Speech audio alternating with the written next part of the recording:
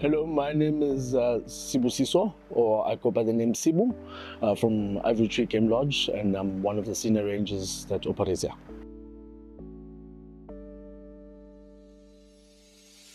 So to be a game ranger, basically what inspired me is that I always had a fascination for wildlife, open spaces, and yeah, just learning behavior and meeting and interacting with people from all walks of life. Oh, there's so many, but I guess I'll have to go like with almost like a fan favorite. We were once at the watching hole, just at Ratlhogo. We were just sitting there. It was a hot day, summer's day, so we were just waiting and wanting to see what's going to happen, what's going to come to the watching hole. And one moment we just saw a herd of elephants. They creeped up from the riverine area, which was not their usual area, and then they just got to the watering hole. They guess were in awe because of the sheer number of elephants that we had with their babies, and you could see the youngsters trying to learn how to drink and how the kids were actually enjoying that moment, you know. For us rangers, sometimes we see it all the time, but the people's expressions and surprise is what actually becomes memorable. Okay. So I guess with its volcanic history, you know, the Pilanesberg was one of the volcanoes that used to be around here.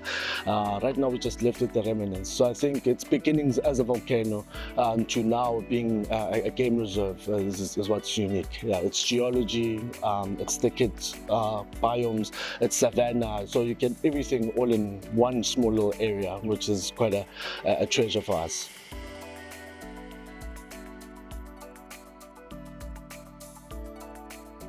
I guess when it comes to issues of poaching, that's usually a challenge, and trying to get people to understand that basically this is almost like a nothing crime. You know, we kill animals for their horns, so it is always challenging if you do come across these scenes. Fortunately enough for us in the Pilanesberg, we haven't had to experience that because of a number of projects that we've got running.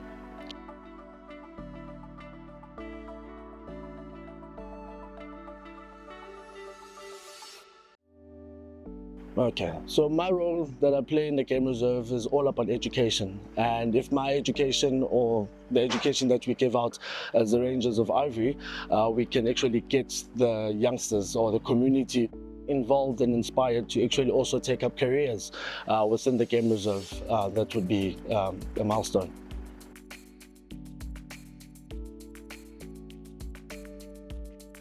More respect, more respect for the animals, you know, not just only coming to view the animals and rushing through the bush, but you know, there's a lot of fauna and flora involved in game viewing. It's not only about the elephants, but the small butterflies, the small insects as well. If they can give themselves some time just to go through that as well, I think it would be a nice takeaway for them.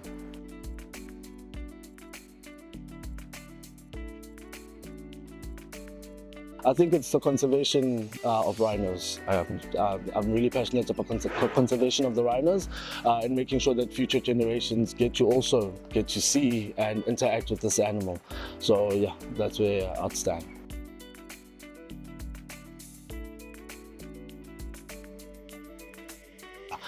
We're starting to see a lot more visitors, you know, a lot more people coming around from Southern Africa, from abroad, coming to take self-drives. You know, we are here as trained guides at Ivory, so seeing a lot of international markets and local domestic travel is what's good for the economy of the area. So yeah, more of that would be fun.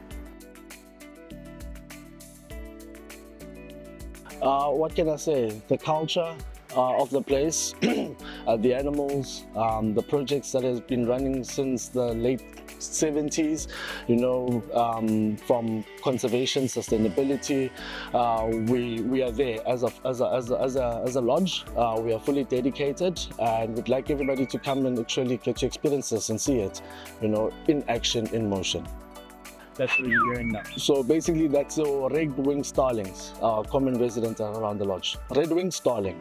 Here we go. Lovely. Okay, caught up. Lovely. It's only been a pleasure. Thank you, gentlemen.